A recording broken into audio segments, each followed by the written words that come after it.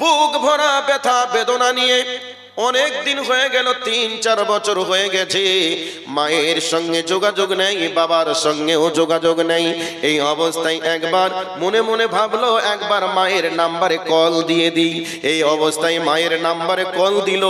কলটা পাওয়ার পর সন্তানের গলার আওয়াজ শুনে জনম দুঃখিনী মা ওই দিক থেকে কান্না শুরু করে দিল। বাবারে, তুমি আজকে 4 বছর হয়ে গেল আম্মা বলে ডাকুনি, আব্বা বলে ডাকুনি, বলো তোমার কি হয়েছে, এতদিন পরে কেন ফোন করছ, তুমি কেন এবার কান্না করছো?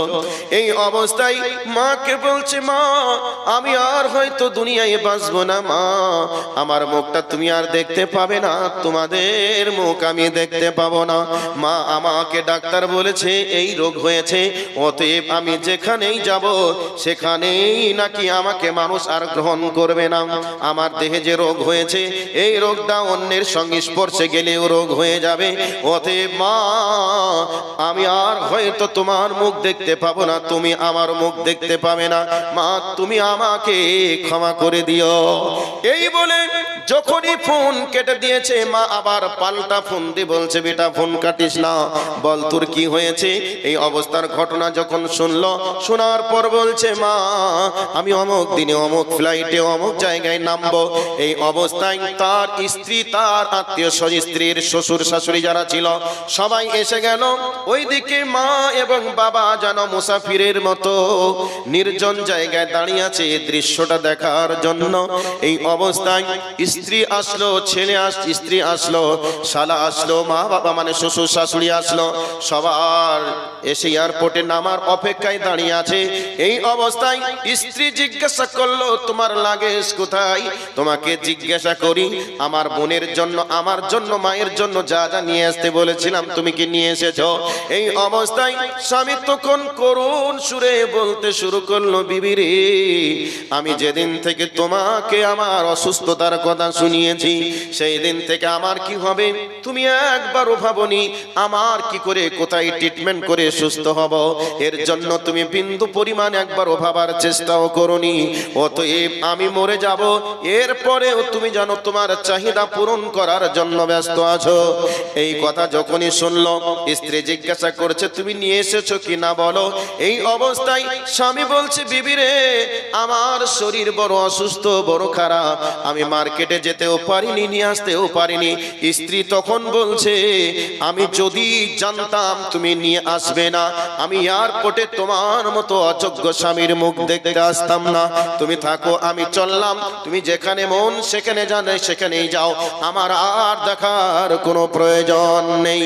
এই অবস্থা মা দূর থেকে দেখে, আর স্বামী যেন করুণ সুরে স্ত্রীর মুখের দিকে তাকিয়ে থাকলো। এই করে করে মনের ভাবনা চিন্তা চলে আসলো। এদিকে স্ত্রী তো চলে গেল, মা বাবার সঙ্গে দীর্ঘদিন সম্পর্ক খারাপ, এখন মায়ের বাড়িতেই বা কি করে উঠবো, এখন আমাকে এয়ারপোর্টে আত্মহত্যা ছাড়া কোনো বুদ্ধি নাই, কোনো রাস্তা নেই।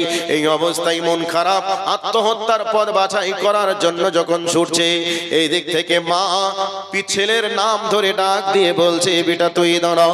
এই অবস্থায় মায়ের মুখের দিকে সন্তান যখন তাকিয়ে দেখলো, এ তো আমার মা। মা যখন কাছে চলে আসলো, এই অবস্থায় বলছে, মা আমাকে তুমি স্পর্শ করিও না, আমার শরীরে রোগ আছে, এই রোগটা তোমাকে ধরে নেবে। এই অবস্থায় বলছে, মা আমার কাছে কোনো টাকা পয়সাও নেই, তোমাকে টাকা দিতেও পারিনি, আমার কাছেও কোনো টাকা পয়সা নেই যা আমি নতুন করে ট্রিটমেন্ট করে সুস্থ করার চেষ্টা করব। এই অবস্থায় মা বলছে, বেটা রে, আমার কাছে যা টাকা পয়সা ছিল আমি সব নিয়ে এসেছি, কুরবানির খাসি ছিল তাও বিক্রি করে নিয়ে এসেছি, প্রয়োজন হলে আমি মা তোর জন্য কিডনি বিক্রি করেও আমি ডাক্তার দেখাবো, বেটা তুই চল আমার সঙ্গে। ছেলে বলছে, মা আমার গায়ে হাত দিবে না, আমার গায়ে হাত দিলেই তোমার শরীরে রোগ চলে আসবে। মা সন্তানকে জড়িয়ে ধরে বলছে, পিতা সন্তান রে, ওরে আমার কলেজার টুকরা, নয়নের পুতুলি সন্তান, তুই আমার দেহের রক্তকে মানুষ হয়েছিলি, তুই আমাকে প্রস্রাব পায়খানা ফিরে দিয়ে আমাকে নাপাক করেছিল, অপবিত্র করেছিলি, অনেক কষ্ট আমাকে দিয়েছিলি, আমি কোনোদিন এটাকে কোনো কিছুই মনে করি নাই। তুমি মরে যাবে আর আমি মা দুনিয়ায় বেঁচে থাকবো, এটা আমি মেনে নিতে পারবো না বেটা। অতএব আয় আয় আয় আমার বুকে আয়। যদি আমার বুকে এসে যদি মারা যাস, আমি যদি মারা যাই, তবু আমি মা হিসাবে নিজেকে ধন্য মনে করব। এই কথা যখন মা বলতে শুরু করেছে, ছেলে তখন ভেবে নিল, আহারে পৃথিবীতে আপনকে এটা আমি চিনলাম না, যে আমাকে আপন মনে করিনি, তার পিছনে আপন মনে করে লক্ষ লক্ষ টাকা আমি খরচ করেছি। আর যারা আমাকে কলিজা দিয়ে ভালোবাসে, নিজের জীবন দিয়ে ভালোবাসে, তাকে আমি পর করে বিদেশের মাটিতে গিয়েছি। আমার যুবক ভাই, আমার যুবক ভাই, ভালো করে শুনে নিন। আপনার স্ত্রী আপনাকে ভালোবাসে, একথা সত্য, কিন্তু আপনার যতদিন ইনকাম থাকবে ততদিন আপনার স্ত্রী আপনার কাছে আছে, যতদিন আপনার পাওয়ার আছে ততদিন আপনার কাছে আপনার স্ত্রী থাকবে। যদি আপনি অসুস্থ হয়ে যান, যখন আপনি দেখবেন ইনকামের রাস্তাটাকে বন্ধ করে ফেলেছেন, আপনার স্ত্রী আর আপনার কাছে থাকবে না। আপনার স্ত্রী আপনাকে বিসর্জন দিয়ে অন্য ছেলের হাত ধরে চলে যাবে। কিন্তু আপনার মা, আপনার বাবা, যেই অবস্থায় আপনি থাকুন না কেন, ওই অবস্থায় আপনার বাবা মা আপনাকে বুকে করে আগলে ধরে দুনিয়ার বুকে বড় করার চেষ্টা করবে। এই জন্য আল্লাহ পাক বলছেন, হে পৃথিবীর মানুষ, খবরদার এরকম মা বাবার সঙ্গে বেয়াদবি করবি না। এরকম মা বাবার সঙ্গে খবরদার মনে গরম নজরে, মন খারাপ করে, ধমক দিয়ে তাদের সঙ্গে কথা বলবে না, বরং তাদের সঙ্গে মিষ্টি ভাষায় কথা বলবে। আজকে যারা স্ত্রী হিসাবে আছে, তারা মনে করে বিবাহ করেছি মানে এ ছেলেটা একেবারেই এখন আমার দখলে, মা বাবার আর কিছু করতে পাবে না, মা বাবার জন্য কিছু দিতেও পারবে না, এ ভাবনা চিন্তা করে। শুনে রেখে দেন, আজকে আপনি বাড়ির বউ হয়ে এসেছেন, মানে বাড়ির বৌমা হিসাবে এসেছেন। আগামী কাল যে আপনি বাড়ির বৌমা মানে আপনিও যে কারোর শাশুড়ি হবেন না, এরকম কি কোনো প্ল্যান প্রোগ্রাম আপনার ভিতরে রয়েছে?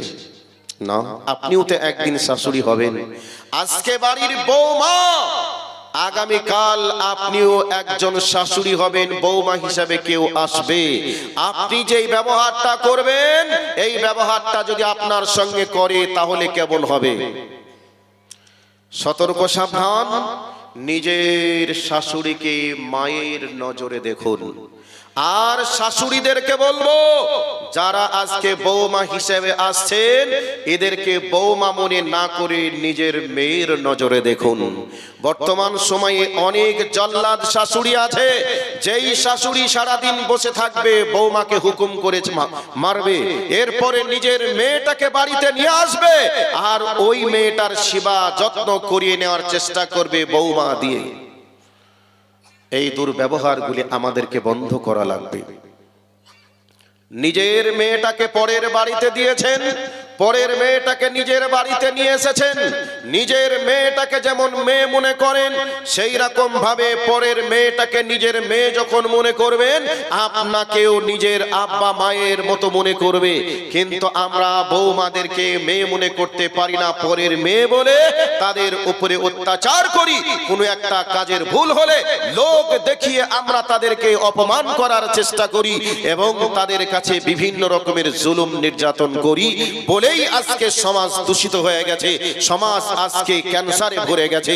সম্মানিত উপস্থিতি, আমরা আমাদের সমাজকে একটু পরিবর্তন করার চেষ্টা করি। আচ্ছা ভাই, ইম্মা ইয়াবলুগান্না ইনদাকাল কিবারা আহাদুহুমা আও কিলাহুমা ফালা তাকুল লাহুমা উফ ওয়ালা তানহারহুমা ওয়া কুল লাহুমা কওলান কারীমা। আল্লাহ রাব্বুল আলামিন বলেন, যখন তোমার মা এবং তোমার পিতা একজন অথবা দুইজন বৃদ্ধ বৃদ্ধা অবস্থায় পৌঁছে যাবে, তখন তাদের সঙ্গে এমন ব্যবহার করিও না, তাদের ব্যবহার দেখেও তোমরা যেন ও শব্দটা করবে না। তাদের সঙ্গে যখন কথা বলবে চোখ গরম করে কথা বলবে না, তাদের সঙ্গে যখন কথা বলবে ধমক দিয়ে কথা বলবে না, বরং কথা বলবে কিভাবে আল্লাহ তাও শিখিয়ে দিলেন। ওয়াকুল্লাহুমা কাওলান কারীমা, যখন তাদের সঙ্গে কথা বলবে নরম মিষ্টি সুরে কথা বলবে, খবরদার তাদেরকে চোখ গরম করে ধমক দিয়ে কথা বলবে না। আল্লাহ পাক শিখিয়ে দিলেন ওয়াকুল্লাহুমা কাওলান কারীমা, তাদের সঙ্গে নরম মিষ্টি সুরে কথা বলবে। واخفض لهما جناح الذل من الرحمة وقل رب ارحمهما كما ربياني صغيرا।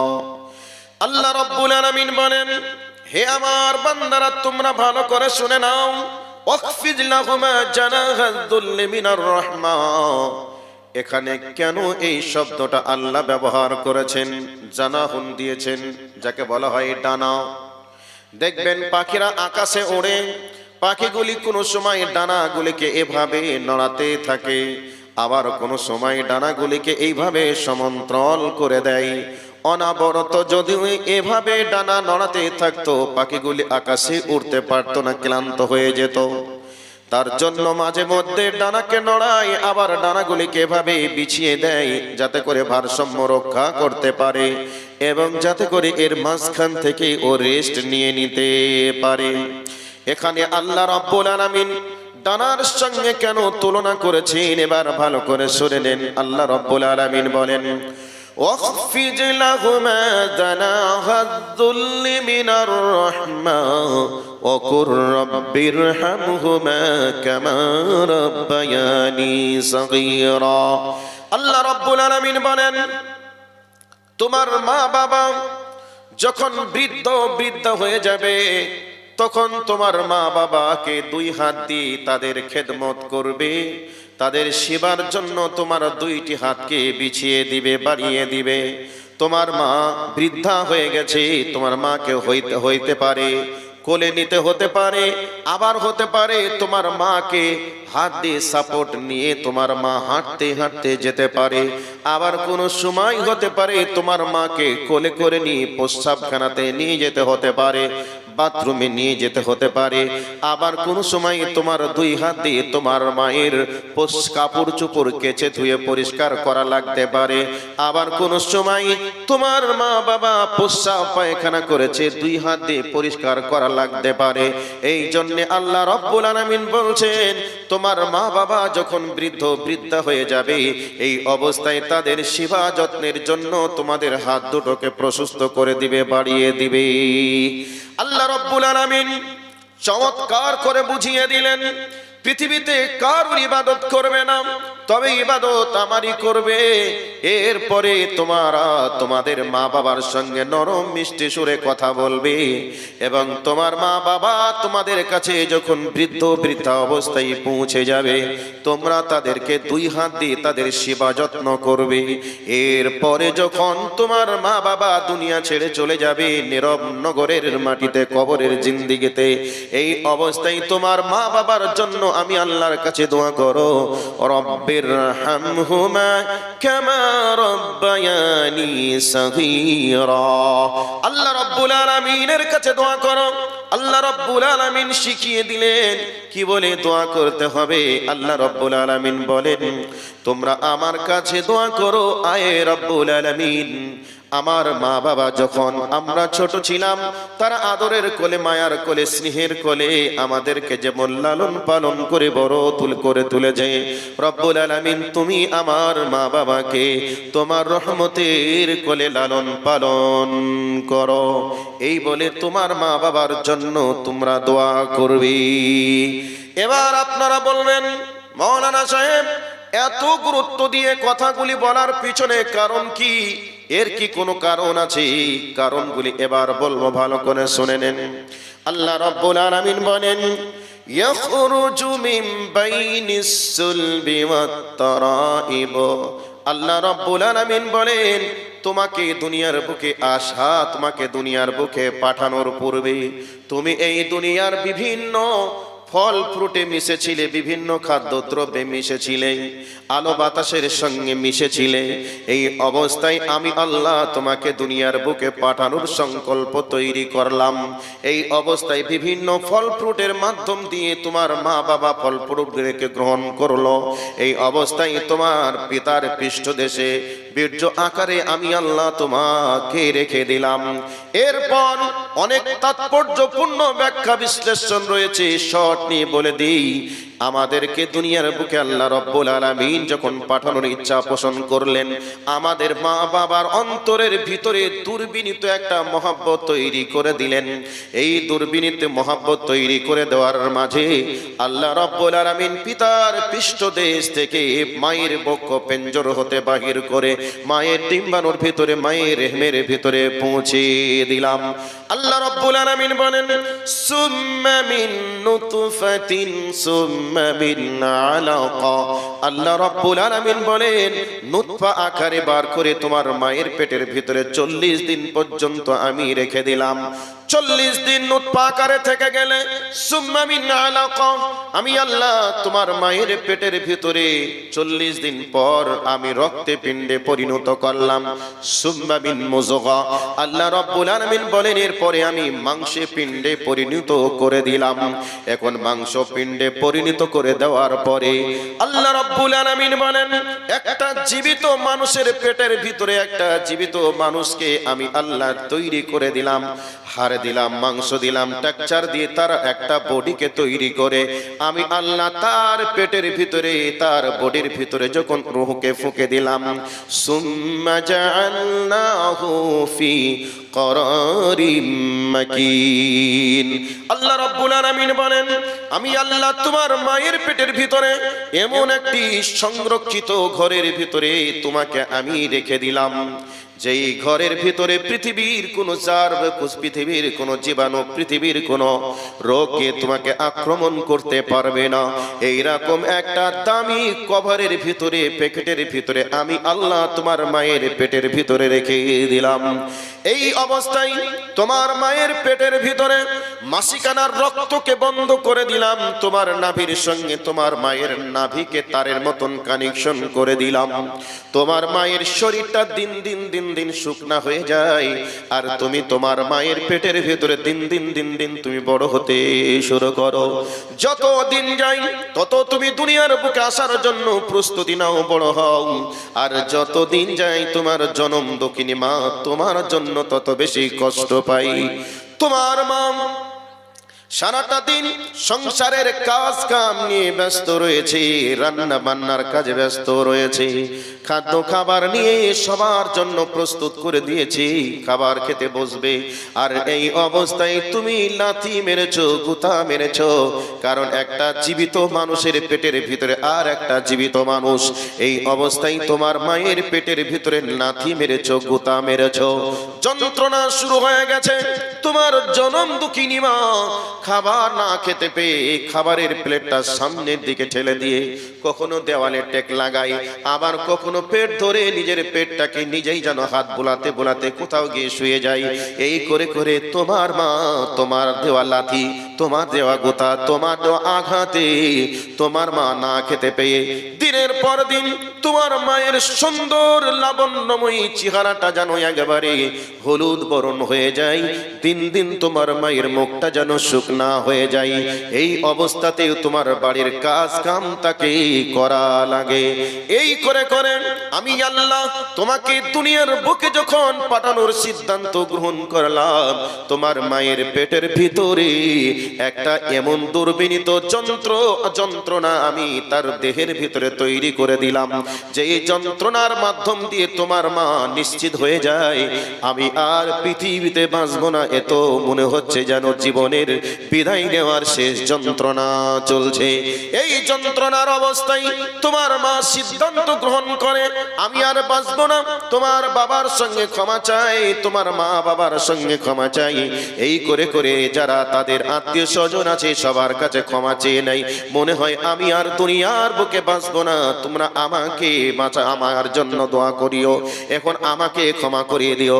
জনম দুঃখিনী মা এই যন্ত্রণার অবস্থায় মনে মনে ভাবে, এবার যদি কোনো রকম করে বাচ্চাটাকে দুনিয়ার বুকে নিয়ে আসতে পারি, যদি বাচ্চার মা হয়ে যেতে পারি রে, আর জিন্দিগিতে সন্তানের মুখ দেখবো না, জীবনে আর কোনোদিন সন্তান নিয়ে ইচ্ছা পোষণ করব না, প্রয়োজন হলে স্বামীর বিছানায় যাব না, তবু ঠিক আছে জিন্দিগিতে আর বাচ্চা নেওয়ার স্বপ্ন তৈরি করব না। এই যন্ত্রণা হতে হতে আল্লাহ রাব্বুল আলামিন বলেন, আমি একটা জীবিত মায়ের পেটের ভিতর থেকে, জীবিত মানুষের পেটের ভিতর থেকে জীবিত একটা মানুষ তৈরি করলাম। এই অবস্থায় যখন বাচ্চা জন্ম হলো রে, তখন তোমার মা যুদ্ধের ময়দানের মতো রক্তই রক্তিত হয়ে গেল। তোমার মায়ের লাবণ্যময় সুন্দর চেহারাটাকে তোমার জন্ম দেওয়ার সময় রক্ত খনন হয়ে তোমার মা একবারে দুর্বল হয়ে গেল। এই অবস্থায় তোমার মা আর চলাচল করতে পারে না, এই অবস্থায় নিস্তেজ হয়ে গেছে। কিন্তু আল্লাহ রাব্বুল আলামিন তিনি জানেন এই অবস্থা এতদিন পর্যন্ত মায়ের পেটের ভিতরে ছিল, পৃথিবীর কোনো গভর্নমেন্ট ভাবি নাই তুমি পেটের ভিতরে কি খাবে, এ চিন্তা কেউ পৃথিবীর করি নাই। আমি আল্লাহ তোমার পেটের ভিতরে, তোমার মায়ের পেটের ভিতরে কি খাবে, কি করে তুমি বড় হবে, এ দায়িত্ব আমি আল্লাহ রাব্বুল আলামিন নিয়েছিলাম। এখন তুমি দুনিয়ায় চলে এসেছো, এখন তোমাকে কি খাবে, তোমার কি খাওয়ার প্রয়োজন আছে। এই অবস্থায় তোমার মায়ের পেটের ভিতরে আমি আল্লাহ তোমার মায়ের অন্তরের ভিতরে দুর্বিনীত একটা মহব্বত তৈরি করে দিই। এই দুর্বিনীত মহব্বত তৈরি করার কারণে এত যন্ত্রণা, একেবারে নিস্তেজ 32টা নারী নিংড়ানো যন্ত্রণা, ব্যথা বেদনা। এই অবস্থাতে কোনো মানুষ কোনো কিছুই করে উঠতে পারে নাই। কিন্তু আমি আল্লাহ তোমার মাকে ডাক দিয়ে বলি, ওরে মা, তোর পেটের ভিতর থেকে এত যন্ত্রণা, 32টা নারী নিংড়ানো ব্যথা যন্ত্রণা অতিক্রম করে আমি আল্লাহ তোর পেট থেকে কি পার করেছি একবার দেখ।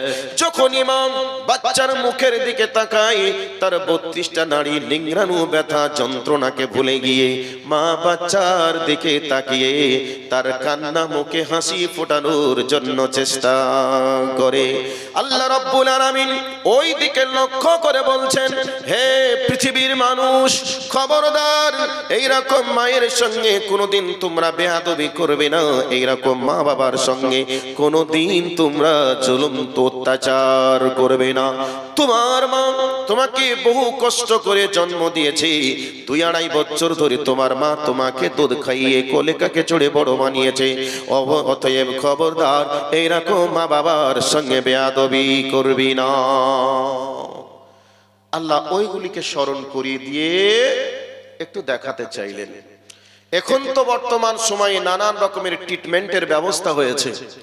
এখন হয়তো মেয়েরা কষ্ট পেলেও এমন কষ্ট পায় না, কিন্তু এক সময় কষ্ট কত ছিল, এইরকম কোনো পরিষেবা ছিল না। এখন মেয়েদের পেটে বাচ্চা এসে গেছে, আর এখন মা বাবার বাড়িতে যে আর আমার মেয়েকে কাজ কাম করা লাগবে না, এই অবস্থায় নানান কিছু ট্রিটমেন্ট, তার পরিষেবার ব্যবস্থা রয়েছে। এর পরেও সব পরিষেবার ব্যবস্থা থাকলেও কি যন্ত্রণার ভাগ কেউ কি নিতে পারে? কোশ্চিনকালেও সম্ভব নয়। এই জন্য আল্লাহ সুবহানাহু ওয়া তাআলা তিনি বলছেন, আমার ইবাদতের পরে পরে পৃথিবীতে কেউ যদি ভালো হক অধিকার রাখে, তাহলে সেটাই হলো তোমার মা আর তোমার বাবা। এই জায়গাটাকে একটু সাইড করে মেন জায়গাতে যাওয়ার চেষ্টা করছি। সম্মানিত উপস্থিতি, একটা বাচ্চা দুনিয়াতে আসার পূর্বে রব্বুল আলামিন তার খাদ্যের বন্ধ ব্যবস্থা করে রাখেন, যে আমার বান্দা দুনিয়ায় যাবে কি খাবে, তার কচি কণ্ঠ, তার কচি স্বাস্থ্য, এই অবস্থায় কি খাবে না খাবে এর ব্যবস্থা আল্লাহ রব্বুল আলামিন আগেই করে রেখেছেন। পরে সময় হলে এই জায়গাতে আসবো। এবার একটা কোরআনের আয়াতে চলে যাচ্ছি। বিসমিল্লাহির রহমানির রহিম। পানির বোতলটা একটু দেখি। هل أتى على الإنسان حين من الدهر لم يكن شيئا مذكورا আল্লাহ রাব্বুল আলামিন বলেন, হে পৃথিবীর মানুষ, তোমাদের জীবনে কি এইরকম সময় আসি নাই যখন তোমাকে কেউ চিনত না, জানতো না, তোমার কোনো পরিচয় ছিল না, উল্লেখযোগ্য বসই হিসাবে তোমার কিছুই ছিল না। এই অবস্থায় আমি আল্লাহ তোমার মা বাবার মাধ্যমে এই দুনিয়ার মানুষ তোমাকে চিনেছে। এমন অবস্থা আমাদের ছিল, প্রস্রাব পায়খানার উপরে পড়ে পড়ে পড়ে পড়ে ট্যা ট্যা করে কেঁদেছিলাম। এই অবস্থায় প্রস্রাব পায়খানায় পড়ে পড়ে ট্যা ট্যা করে কেঁদেছিলাম, কান্না ছাড়া কোনো ভাষা ছিল না। সেই মা বাবা আমাদেরকে কষ্ট করে মানুষ করে আমাদেরকে ডাক্তার, মাস্টার, ইঞ্জিনিয়ার, প্রফেসর বানিয়েছে। কাউকে বক্তা, কাউকে আলেম, কাউকে হাফেজ, কাউকে মাওলানা, কাউকে মুজাদ্দিদ, কাউকে ডাক্তার, কাউকে মাস্টার, এই করে করে দুনিয়ার মানুষের কাছে বিষয়বস্তু হিসাবে চেনার সুযোগ লাভ করেছেন। কিন্তু মা বাবা যদি এই ভূমিকা পালন না করত, তাহলে পৃথিবীর মানুষ যেন কেউ কাউকে চিনতে পারতো না। আমার ভাই, আমার বন্ধুরা, এবার আপনাদেরকে যে আয়াতকে সামনে রেখে কথা বলেছিলাম, ওই আয়াতের দিকে আর একবার দৃষ্টি আকর্ষণ করব, একটু ভালো করে শুনে নেন। আল্লাহ রাব্বুল আলামিন বলেন, ইম্মা ইয়াবলুগান্না ইনদাকাল কিবারা আহাদুহুমা আও কিলাহুমা فلا تقل لهما أف ولا تنهرهما وقل لهما قولا كريما। এই আয়াত আল্লাহ রাব্বুল আলামিন এভাবে কেন দিয়েছেন তার অনেক তাৎপর্যপূর্ণ ব্যাখ্যা রয়েছে। ছোট্ট করে এইভাবে আমি কথাটা বলে দিই। আমরা যখন ছোট ছিলাম, আমরা এখন ছেলের বাবা হয়েছি, মেয়েরও বাবাও হয়েছি, কিন্তু এইরকম ভাবে একদিন আমরাও ছোট ছিলাম। আমরা যখন ছোট ছিলাম তখন আমার বাপ মার কোলে চেপে যখন কোনো জায়গা যাওয়ার জন্য ইচ্ছা পোষণ করেছি, কোনো কিছু যখন দেখেছি, দেখার সাথে সাথে একটা কথা আমরা আমাদের মা বাবাকে একাধিকবার জিজ্ঞাসা করেছি, আব্বা এটা কি, ওটা কি, এ কি খাই, ও কি খাই, এরকম করে করে বিভিন্ন প্রশ্ন আমরা করতাম ছোটবেলায়। ঠিক আমাদের ছেলে মেয়েরা আমাদেরকেও করে। আমাদের ছেলেরা, আমাদের মেয়েরা একাধিক যখন প্রশ্ন করে, আমরা কোনোদিন তো তাদেরকে ধমক দিয়ে কথা বলি না। কেন এত বারবার বকছিস, বিরক্ত কেন করছিস, এই ধরনের কথা বলে আমরা আমাদের ছেলে মেয়েকে তো আমরা ধমক দিই না, দিই? কোনোদিনই আমরা ধমক দিই না, বরং আমরা আমাদের ছেলে মেয়ের শত প্রশ্নগুলিকে আমরা হাসি মুখে উত্তর দেওয়ার চেষ্টা করি।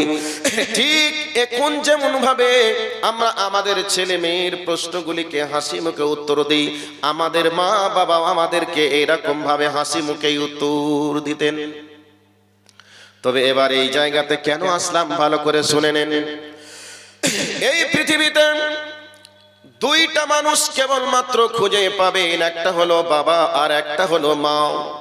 আপনি রাত 10টা বাজে এই অবস্থায় বাড়ি থেকে যখনই বাহির হতে যাবেন, জিজ্ঞাসা করবেন বাপ কোথায় যাবে, এই অবস্থায় বলবেন আমি একটু রতুয়া বাজার যাব।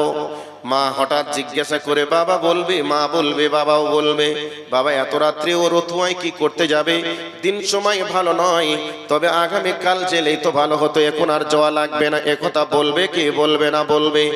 যখন বলবেন বাবা কাজ আছে, ইমার্জেন্সি প্রয়োজন আছে, যাওয়াই লাগবে, তখন মা বাবা বিপদকে স্মরণ করিয়ে দিয়ে বলবে বাবা যাচ্ছ যাও, তাড়াতাড়ি চলে আসবে, এখন যাচ্ছ যাও, কিন্তু তাড়াতাড়ি চলে আসবে, কারোর সঙ্গে কোনো ঝগড়ায় লিপ্ত হবে না। এরকম কথা বলে আপনার মা বাবা আপনাকে সতর্ক করবে, করবে কি করবে না? করবে। আমার ভাই, আমার বন্ধুরা, আল্লাহ রাব্বুল আলামিন বলছেন পৃথিবীর এইরকম মা বাবার সঙ্গে খবরদার বেয়াদবি করে ধমক দিয়ে তোমরা তাদের সঙ্গে কথা বলবে না, নরম মিষ্টি সুরে তাদের সঙ্গে কথা বলার চেষ্টা করবি।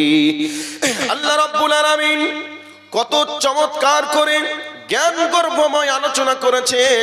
এই জন্য প্রিয় নবী মুহাম্মদুর রাসূলুল্লাহ সাল্লাল্লাহু আলাইহি ওয়াসাল্লাম বলছেন, ওয়া আন আবি হুরায়রা রাদিয়াল্লাহু তাআলা আনহু قال قال رسول الله صلى الله عليه وسلم رغم أنفه رغم أنفه رغم أنفه قيل من يا رسول الله আল্লাহর নবী বর্ণনাকারী হযরত আবু হুরায়রা রাদিয়াল্লাহু তাআলা আনহু, আল্লাহর নবী সাল্লাল্লাহু আলাইহি ওয়াসাল্লাম বলছেন, ওই ব্যক্তির নাক মাটির সঙ্গে মিশে যাক, ওই ব্যক্তি ধ্বংস হোক, ওই ব্যক্তি ধ্বংস হোক। এই কথাটা যখন নবীজি তিনবার বললেন, সাথে সাথে একজন সাহাবী জিজ্ঞাসা করে বসলেন, ইয়া রাসূলুল্লাহ, ইয়া হাবিবাল্লাহ, কোন ব্যক্তি ধ্বংস হবে, কোন ব্যক্তির নাকে চাই, কোন ব্যক্তির মুখে চাই, নবী গো একটু বলুন। এই কথাটা শোনার পরে নবীজি বললেন, যেই ব্যক্তি তার মাকে পেল, তার বাবাকে পেল, একজন অথবা দুইজনকে অথবা একজনকে পেল, পাওয়ার পরে সেই ব্যক্তি নিজের ঠিকানা জান্নাতে বানিয়ে নিতে পারলো না, এই ব্যক্তির নাকে চাই, এই ব্যক্তি ধ্বংস, এই ব্যক্তির মুখে চাই। তাহলে এই পৃথিবী থেকে যাদের মা বাবা চলে গেছে, এই পৃথিবী থেকে যাদের মা বাবা চলে গেছে, তারা আজকে জান্নাতে যাওয়ার খেদমতের রাস্তাটাকে হারিয়ে ফেলেছেন। যাদের মা বাবা এখনো পর্যন্ত বেঁচে আছে, তাদের সঙ্গে যদি একটু ভালো ব্যবহার করা যায়, জান্নাতে যাওয়ার জন্য রাস্তাটা সহজ হয়ে যায়। এর জন্য বিশ্ব নবী আমার বলছেন, হুমা জান্নাতুকা ওয়া নারুকা। আল্লাহর নবী বলছেন, ও আমার উম্মতের দল, তোমরা শোনো, তোমাদের পিতা মাতা তোমাদের জন্য জান্নাত, আর তোমাদের পিতা মাতা তোমাদের জন্য এই জাহান্নাম। এবার বলবেন কথাটা কেমন হলো? এই কথাটা একটু ভালো করে শুনে নিন। এখন শীত মৌসুম চলছে, শীতের সময় চলছে। এই অবস্থায় আপনি মার্কেটে চলে গেলেন, মার্কেটে যাওয়ার পর শীতের কোনো একটা বস্ত্র ক্রয় করলেন, ক্রয় করে নিয়ে এসে মাকে বললেন, আম্মু, তোমার জন্য একটা শীতের বস্ত্র কিনে নিয়ে এসেছি, আমি নিজের হাতে করে তোমাকে শীতের বস্ত্রটা পরিয়ে দিই। মা বলবেন, বেটারে, আমার তো শীতের বস্ত্র ছিল, কেন তুই আবার শীতের বস্ত্র ক্রয় করলি? টাকা খরচ করার কি আর জায়গা পাস না? কেন তুই টাকা খরচ করে শীতের বস্ত্র ক্রয় করতে গেলে? এ কথা মা কিন্তু বলবে। এরপরেও যদি মায়ের শরীরে শীতের বস্ত্রটা ক্রয় করে যদি পরিয়ে দিতে পারেন, আর মা যদি খুশি হয়ে যায়, অন্তর থেকে যদি দোয়া দিয়ে দেয়, এই দোয়াটা স্বয়ং আল্লাহ রাব্বুল আলামিনের কাছে পৌঁছে যায়। এর জন্য বিশ্বনবী জনাবে মুহাম্মদুর রাসূলুল্লাহ সাল্লাল্লাহু আলাইহি ওয়াসাল্লাম বলছেন, কোন বান্দা, কোন আমার উম্মত যদি মা বাবার সঙ্গে সেবা যত্ন করে তাদের মনকে জয় করে নিতে পারে, পৃথিবীতে তার আর কোনোদিন সম্মানের অভাব হবে না, পৃথিবীতে সব জায়গায় সে সম্মানিত হবে। আর মা বাবার সঙ্গে যদি ভালো ব্যবহার করে মা বাবার মনকে যদি খুশি না করতে পারেন, পৃথিবীতে গিয়ে আপনি কোথাও যেন সম্মানিত হতে পারবেন না। এবার আপনাকে বলে দেই, শীতের মৌসুমে শীতের বস্ত্র আব্বা মায়ের জন্য কিনে নিয়ে আসলেন, খুশি হয়ে গেল, অন্তর থেকে যদি আল্লাহর কাছে দোয়া দেয়, এই দোয়ার কারণে আপনি যেই টাকা খরচ করেছেন তার থেকে কয়েক কোটি গুণ টাকার মালিক হয়ে যেতে পারবেন, এবং আল্লাহর কাছে দোয়া করে আপনার জন্য জান্নাতের ঠিকানাটাকে প্রশস্ত করিয়ে দিতে পারে। আয় আল্লাহ, আমার সন্তান আমার জন্য যে ব্যবহার করেছে, আমি এর প্রতি খুশি হয়ে গেছি, মাবুদ রে, তুমি এর প্রতি খুশি হয়ে যাও। এই দোয়া যদি আপনার মা বাবা আপনার জন্য করে দিতে পারে, দুনিয়ায় আর কোনোদিন সম্মানের অভাব হবে না, দুনিয়ায় আর কোনোদিন সম্মানের রুজির অভাব হবে না। আর যদি কোনো মা বাবার সঙ্গে ভালো ব্যবহার না করতে পারেন, এই অবস্থায় আপনার মা বাবার সঙ্গে যদি খারাপ ব্যবহার করেন, ওই অবস্থায় আপনার মা বাবা আপনার উপরে অসন্তুষ্ট হয়ে আপনার জন্য যদি একটা অভিশাপ করে দেয়, এই অভিশাপ করে দেওয়ার সাথে সাথে আপনার জন্য জাহান্নামের ঠিকানা তৈরি হয়ে যাবে। পৃথিবীতে আর কোনো জায়গায় গিয়ে আপনি আর দোয়া করে জান্নাত ক্রয় করার আর সুযোগ পাবেন না। এই জন্য নবীজি বলছেন, হুমা জান্নাতুকা ওয়া নারুকা। এই কথাটা ভালো করে শুনে নেন। বর্তমান পৃথিবীতে বর্তমান সময়ে কি চলছে আপনাদেরকে একটু পরেই নিয়ে আসবো ওই জায়গাটাই। কিন্তু বর্তমান সমাজ ব্যবস্থা আমাদের কত খারাপ হয়ে গেছে। আমরা আমাদের মার্কেটে যাওয়ার যখন প্রয়োজন মনে করি, ছেলেকে জিজ্ঞাসা করি বাবা কি লাগবে, মেয়েকেও জিজ্ঞাসা করি আম্মু তোমার কি লাগবে, স্ত্রীকে জিজ্ঞাসা করি বেগম তোমার কি প্রয়োজন আছে। এ কথা যখন জিজ্ঞাসা করা করে চলছে, ওই অবস্থায় বৃদ্ধা মা আপনার বাড়ির দরজায় বসে আছে। মা মনে মনে ভাবে ছেলে এবার সবার জন্য যেহেতু জিজ্ঞাসা করলো, আমার জন্য হয়তো জিজ্ঞাসা করবে আম্মু তোমার কি লাগবে। এই অবস্থা মা মনে মনে ভাবছেন। কিন্তু দেখলো সবাইকে জিজ্ঞাসা করে মোটরসাইকেল স্টার্ট করে যখন মার্কেটের দিকে রওনা করলো, এই অবস্থায় ছেলে তো আমাকে আর কিচ্ছু জিজ্ঞাসা করলো না। এই অবস্থায় জনম দুঃখিনী মা ছেলের পিছন থেকে ডাক দে বলছে বেটা রে কোথায় তুমি যাবে। বলছে মা আমি মার্কেটে যাব। বেটা তুমি সবার জন্য জিজ্ঞাসা করলে, মনে মনে আমিও ভাবলাম আমাকে জিজ্ঞাসা করবে, তবে বেটা আমার কোনো জিনিসের প্রয়োজন নেই, কিন্তু আমি আমার বয়স হয়ে গেছে, মাজার হাড় যেন কটকট কটকট করে কামড়াচ্ছে। বাবারে আমি রাত্রিতেও ঘুমাতে পারি নাই, দিনের বেলাও আরামে থাকতে পারি নাই। তুমি মার্কেটে যাচ্ছ, আমার জন্য 2টি যন্ত্রণার ট্যাবলেট নিয়ে আসবে। ওই 2টি যন্ত্রণার ট্যাবলেট নিয়ে আসবে। রাতের অন্ধকারে আমি যন্ত্রণার ট্যাবলেট খেয়ে হয়তো আমি রাতখানটা ঘুমাতে পারবো। বর্তমান প্রেক্ষাপট, যুবক মার্কেটে চলে যায়, মার্কেট থেকে ছেলের জন্য যা লাগবে নিয়ে আসলো, মেয়ের জন্য প্রয়োজন পূরণ করলো, স্ত্রীর জন্য যা লাগবে তাও নিয়ে এসে হাজির হয়ে গেল। এবার রাত যখন এশার নামাজের পর, রাত যখন 9টা থেকে 10টার দিকে ঘড়ি কটকট করে আগিয়ে যায়, মনে মনে ভাবছে ছেলে আমার এক্ষুনি মার্কেট থেকে বাড়ি আসলো, ছেলে মেয়ে নিয়ে আনন্দেই রয়েছে, এখন হয়তো আমার জন্য যন্ত্রণা ট্যাবলেটটা দেবে, আমি যন্ত্রণা ট্যাবলেটটা খেয়ে আরামে ঘুমাবো। যখন ট্যাবলেট আসছে না, এই অবস্থায় ছেলের নাম ধরে বলছে ফাইসাল রে। মায়ের ডাক শুনে বলছে মা কি হয়েছে বলো। এই অবস্থায় বলছে বেটা রে তোমাকে যে যন্ত্রণার ট্যাবলেট নিয়ে আসতে বলেছিলাম, ওই যন্ত্রণার ট্যাবলেট দুটো কি নিয়ে এসেছো। এই অবস্থায় ছেলে তখন বলছে মা তোমার নাতি পুতি তোমার বৌমার জন্য মার্কেটিং করতে গিয়ে তোমার যন্ত্রণার ট্যাবলেটের কথা ভুলে গেছে। মা তুমি রাতখানটা পার করো, আগামীকাল সকাল হলে তোমার জন্য যন্ত্রণার ট্যাবলেট নিয়ে আসবো। এই অবস্থায় জনম দুঃখিনী মা মনে বড় ব্যথা নিয়ে বলছে বেটা রে তুমি ছেলে মেয়ের বউ বিটির জন্য যা প্রয়োজন ছিল তুমি সব নিয়ে এসেছো, তবে যখন তুমি মার্কেটে যাচ্ছিলে জিজ্ঞাসা করে করে তুমি সবকিছু নেওয়ার চেষ্টা করেছো, কিন্তু আমাকে জিজ্ঞাসা করুনি। আমি তোমাকে বলেছিলাম এরপরেও ট্যাবলেটটা নিয়ে আসার তোমার খেয়াল হয়নি। বেটা রে আমার জন্য তুমি দুনিয়া দেখলে, আর আমার জন্য তুমি ছেলে মেয়ে পেলে, বউ বিটি পেলে, আর আমার কথাকে তুমি ভুলে গেলে। ও যুবক বর্তমানে প্রেক্ষাপটে এমন চলছে কি চলছে না, এরকম পজিশন চলছে।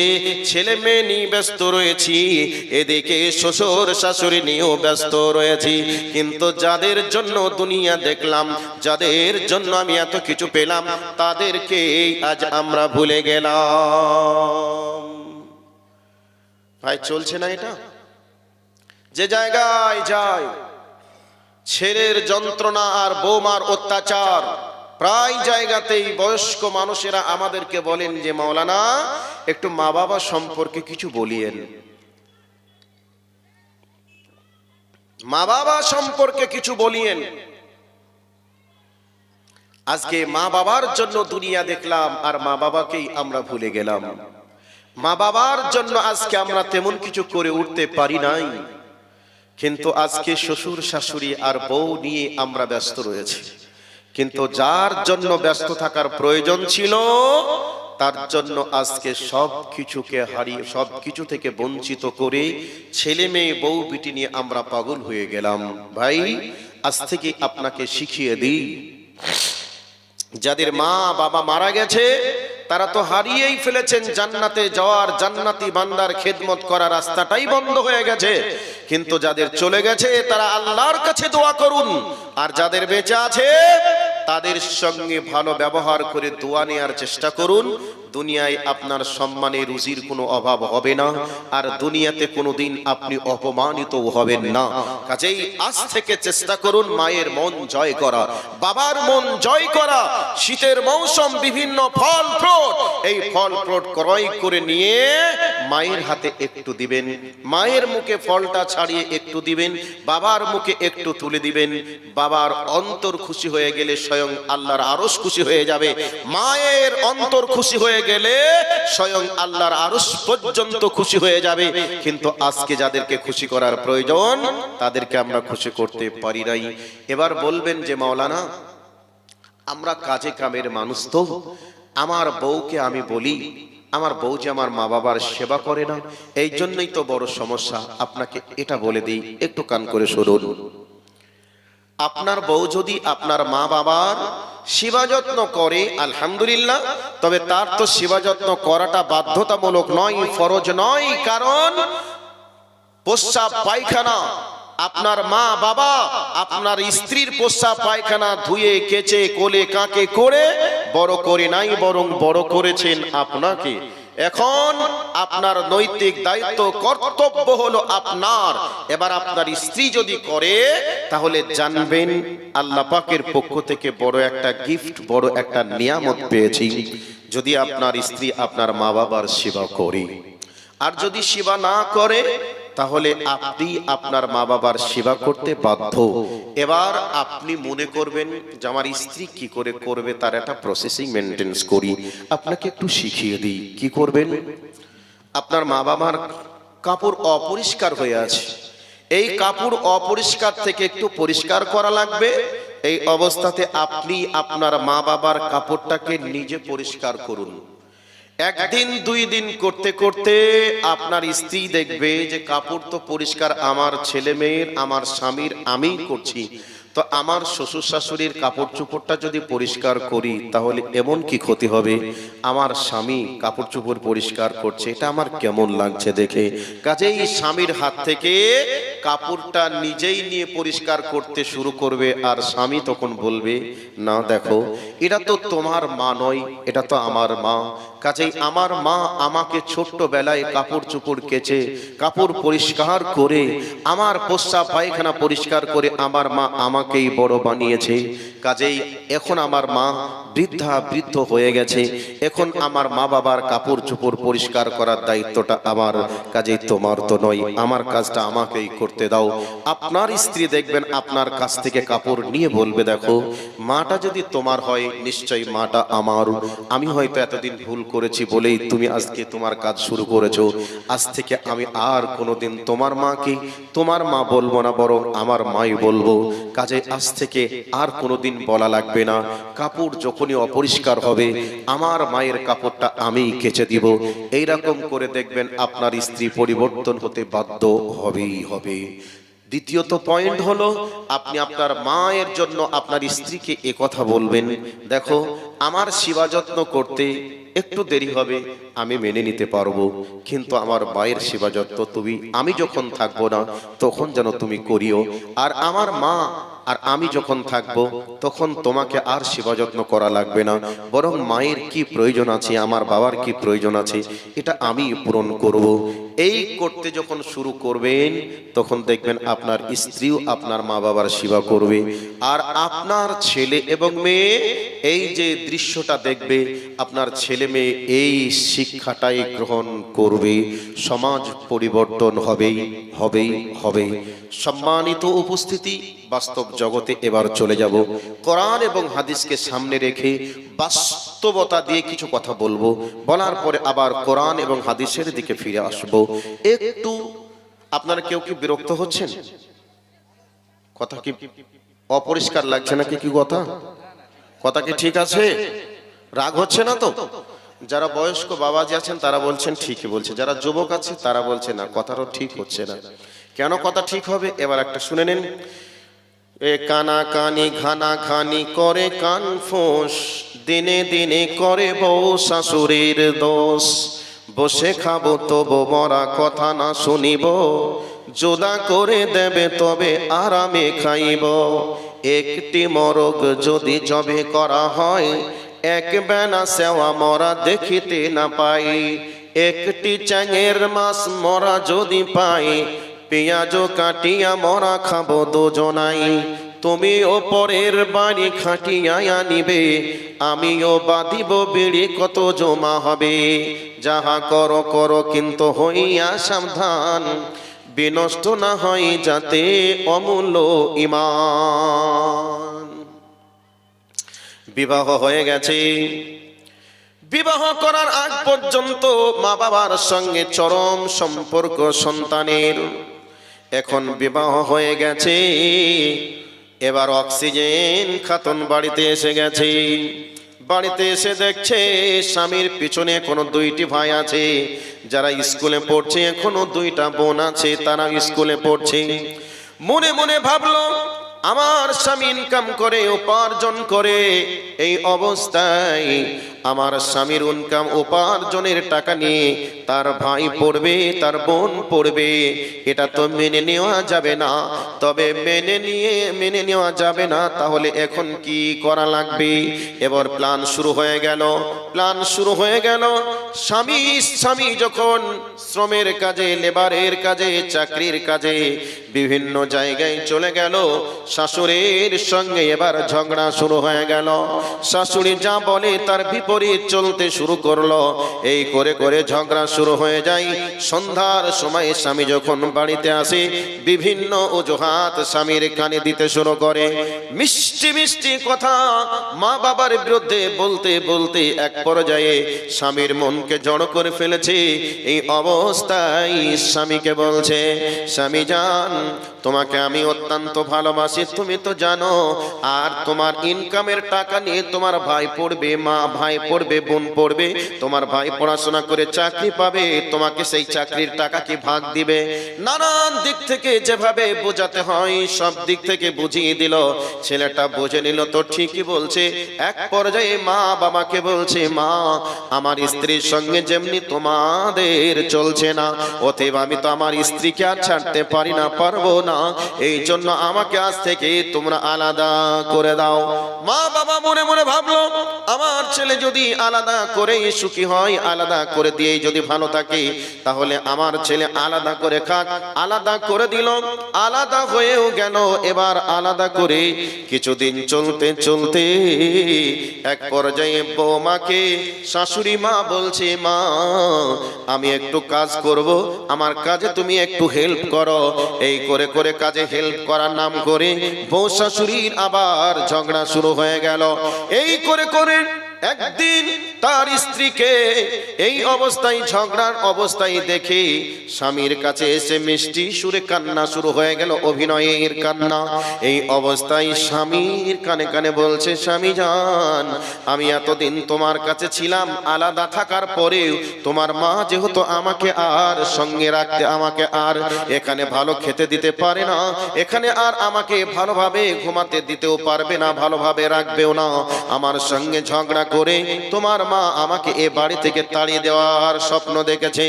এই করে করে বিভিন্ন রকমের নাটকের গল্প স্বামীর কানে দিল।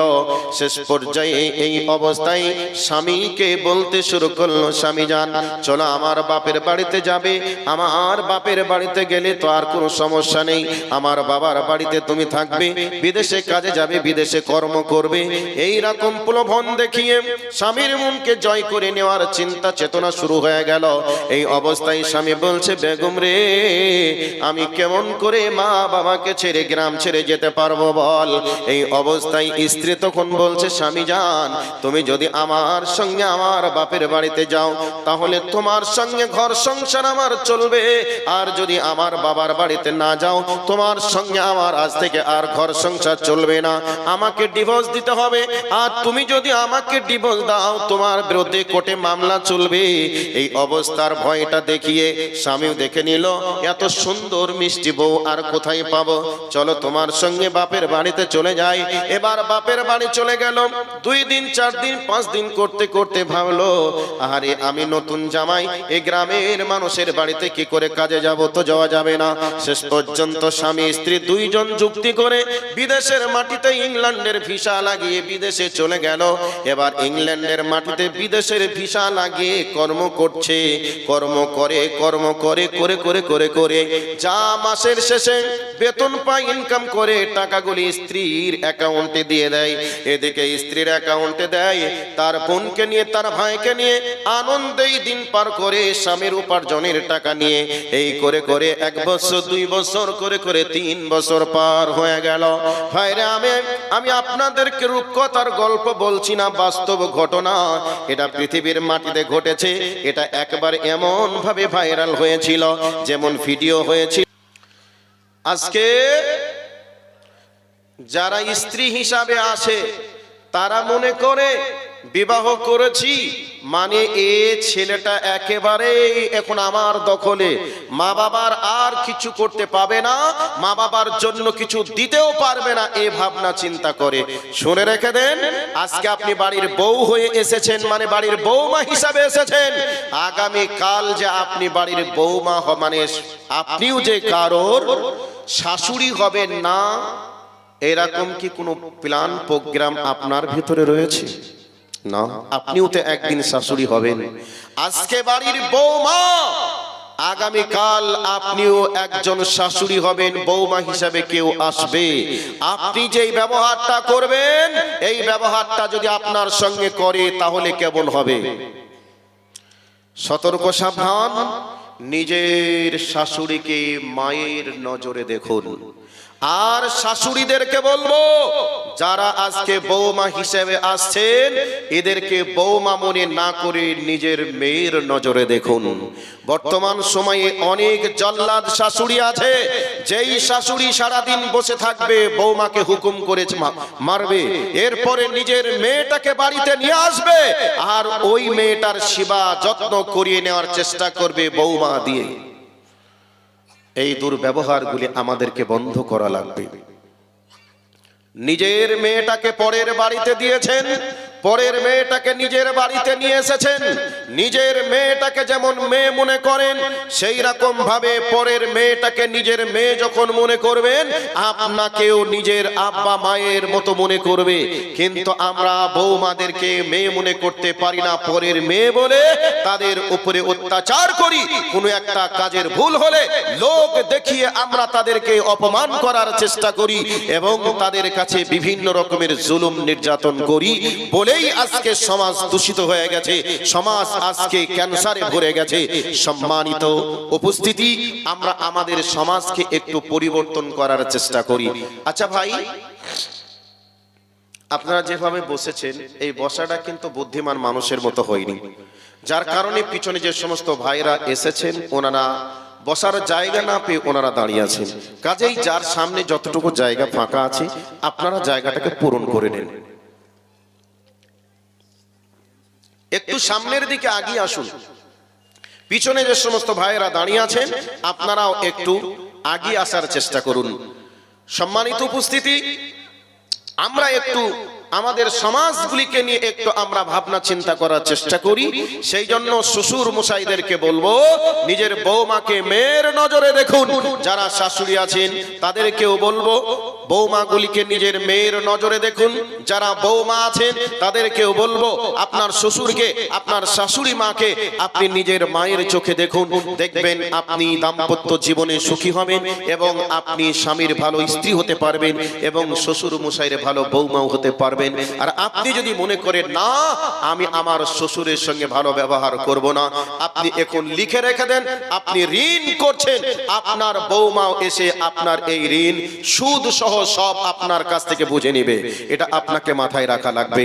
সেই জন্য বলছিলাম, আমার ভাই, আমার বাবাজি যারা রয়েছেন, আমার মা বোন যারা আছেন, আপনাদের দিকে লক্ষ্য রেখে এবার কথাগুলি আর একটু সামনের দিকে নিয়ে যাওয়ার চেষ্টা করছি। আমাদের বাবা মা না থাকলে আমরা এই দুনিয়ার মুখ দেখতে পেতাম না।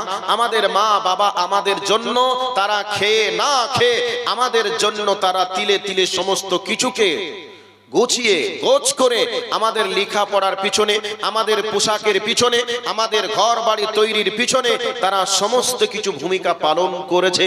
আজকে আমরা তাদের কৃতজ্ঞতাকে আমরা ভুলে যাই, আমরা নাশুকরিয়া আদায় করি, আমরা অকৃতজ্ঞ প্রকাশ করি। কোরআন হাদিস থেকে অনেক ঘটনা আছে। এবার আপনারা বলবেন মাওলানা আমার মা বাবা ভালো নয়, এ কথা আপনি বলবেন, কিন্তু আসলে এ কথা বললে চলবে না। আপনার মা বাবা ভালো না হলেও আপনি বাধ্য তাদের জন্য সেবা যত্ন করতে। আল্লাহ রসুলের এক স্ত্রী, ওনার স্ত্রী মুসলিম, ইসলাম কবুল করেছে, কিন্তু ওনার শাশুড়ি মা এখনো পর্যন্ত ইসলাম কবুল করেননি। এই অবস্থায় আল্লাহর নবীর বাড়িতে এসেছেন। আল্লাহর নবীর স্ত্রী জিজ্ঞাসা করছেন, ইয়া রাসূলুল্লাহ, আমার মা মুশরিকা আমার বাড়ি এসেছেন, ওনার সঙ্গে কি আমি ভালো ব্যবহার করব? আল্লাহর নবী বললেন, অবশ্যই তুমি তার সঙ্গে ভালো ব্যবহার করো, কারণ তোমার সেই মা হিসাবে আপনি সেবা যত্ন করতে বাধ্য। অনেক কোরআনের আয়াত এবং হাদিস দেওয়া যাবে। এবার আমি আজকের দিকে লক্ষ্য রেখে কথাতে চলে যাচ্ছি। কথাটা কি? আল্লাহর নবীর হাদিস থেকে বলছি। আল্লাহর নবী বলেছেন, যারা কবরে চলে গেছে তারা কি অবস্থায় আছে না আছে আমরা জানি না, কিন্তু আমাদের মা বাবা যারা আমরা হারিয়েছি সেই মা বাবা কি অবস্থায় আছে আমরা জানি না। যদি কোনো আযাবে থাকে আর আমরা যদি চাই তাদের কবরের আযাব মাফ হয়ে যাক, শান্তিতে থাক, জান্নাতবাসী হোক, এটা আমরা মানুষ হিসাবে আমরা সবাই চাই। কিন্তু যদি কোনো আযাবে থাকে এই অবস্থায় আমাদের করণীয় কি?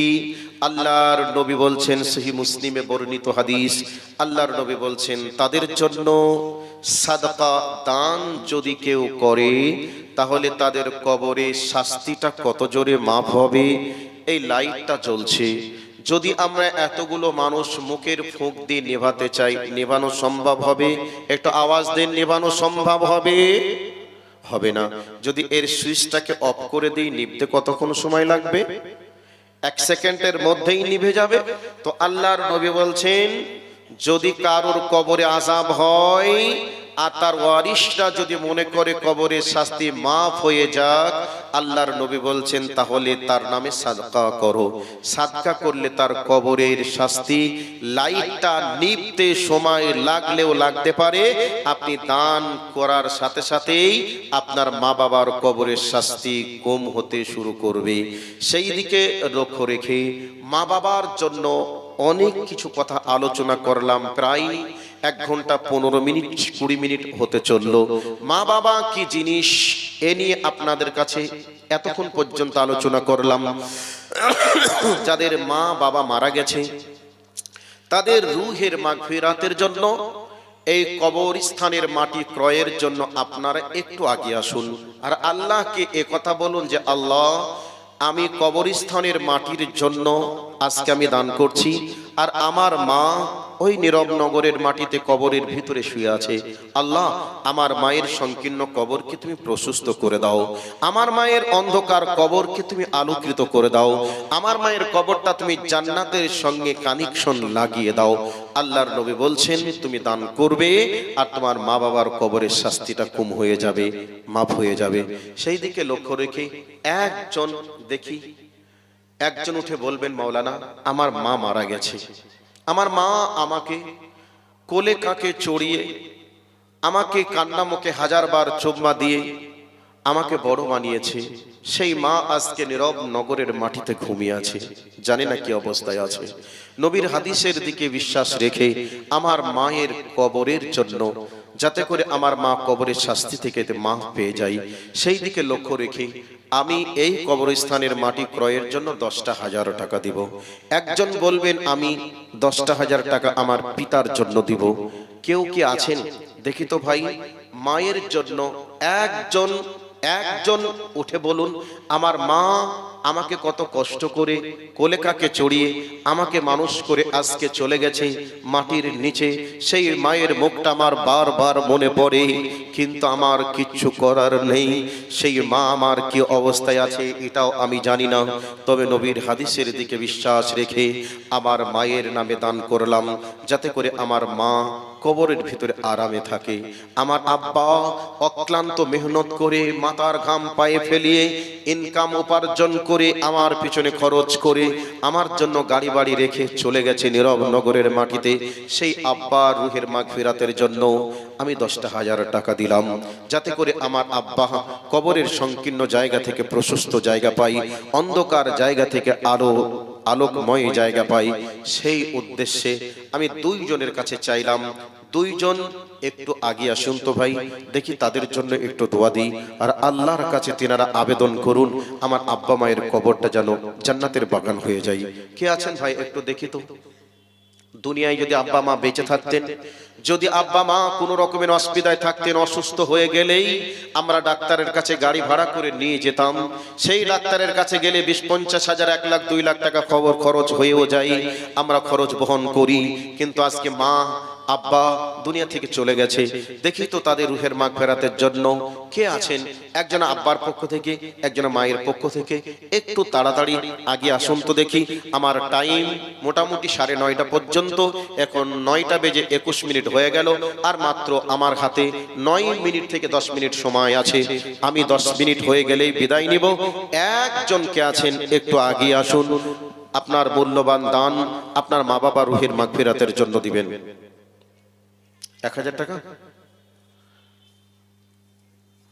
একজন, 1000। আমি চেয়েছি 10,000 টাকা। 10,000 টাকা একজন মায়ের পক্ষ থেকে, বাবার পক্ষ থেকে। কেউ যদি বলেন আমার মা বাবা মারা যায়নি, বেঁচে আছে, হ্যাঁ আচ্ছা এটা রাখুন। আমি 10,000 টাকাটা আগে নেই, দেখি কে আছে। না আপনাদের মাথা ভাঙানি কালেকশন হয়ে গেছে নাকি? আচ্ছা, ওয়ালাইকুম আসসালাম।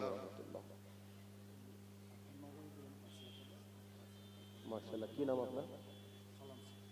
আব্দুস সালাম শেখ। আচ্ছা, নারে তাকবীর। আব্দুস সালাম সাহেব 5,000 নগদ, 5,000 বাকি। আব্বা মা শ্বশুর শাশুড়ি তাদের রুহের মাগফিরাতের জন্য 10,000 টাকা, 5,000 নগদ, 5,000 টাকা বাকি। আল্লাহ আব্দুস সালাম সাহেবের জন্য দোয়া করি, আল্লাহ তুমি ওনাকে 5 ওয়াক্তের নামাজি বানিয়ে নাও, বলি আমিন। আল্লাহ বাড়ির সকলকেই তুমি ঈমান এবং আমলের উপরে তুমি অটুট রাখো। আল্লাহ ওনাকে তোমার ঘর কাবা শরীফে যাওয়ার তুমি সুযোগ করে দাও। আল্লাহ 10,000 টাকার বিনিময়ে তুমি 10 কোটি টাকার মালিক বানাও। 10,000 কোটি টাকা সব তার আমল নামায় জমা করো। আল্লাহ তার আব্বা মা শ্বশুর শাশুড়ির কবরটা তুমি জান্নাতের বাগান বানিয়ে দাও। সংকীর্ণ কবরকে প্রশস্ত করে দাও, অন্ধকার কবরকে তুমি আলোকিত করে দাও। আয় আল্লাহ, তোমার বান্দা যে উদ্দেশ্যে দিয়েছে উদ্দেশ্যকে তুমি পূরণ করো, আমিন। জাযাকাল্লাহ খায়রান জাযা ফিদ দুনিয়া ওয়াল আখিরা। আল্লাহুম্মা সাল্লি আলাইহি, আল্লাহুম্মা বারিক আলাইহি। তাহলে উনি শ্বশুর শাশুড়ি আব্বা মা 4 জনের পক্ষ থেকে 10,000 টাকা দিয়েছেন। তাহলে কি ওনার একাই আব্বা মা মারা গেছে? শ্বশুর শাশুড়ি একাই মারা গেছে, আর মনে হয় কারোর মারা যায়নি। তবে আল্লাহর কাছে দোয়া রাখি সবার মা বাবাকে আল্লাহ তুমি হায়াতে তাইয়্যিবা সিহাতে কুল্লিয়া তুমি দান করো, সকলেই বলি আমিন। আর কে আছেন ভাই? আর একজন কে আছেন একটু দেখি তো ভাই। ও বক্তা তো চলে আসছে মনে হচ্ছে নাকি? আর একজন কে আছেন? একজন দেখি আল্লাহর হস্তে একটু মেহেরবানি করে একটু আগে আসুন তো ভাই, তাড়াতাড়ি একটু আগে আসুন। আমি আপনাদের কাছ থেকে বিদায় নেব।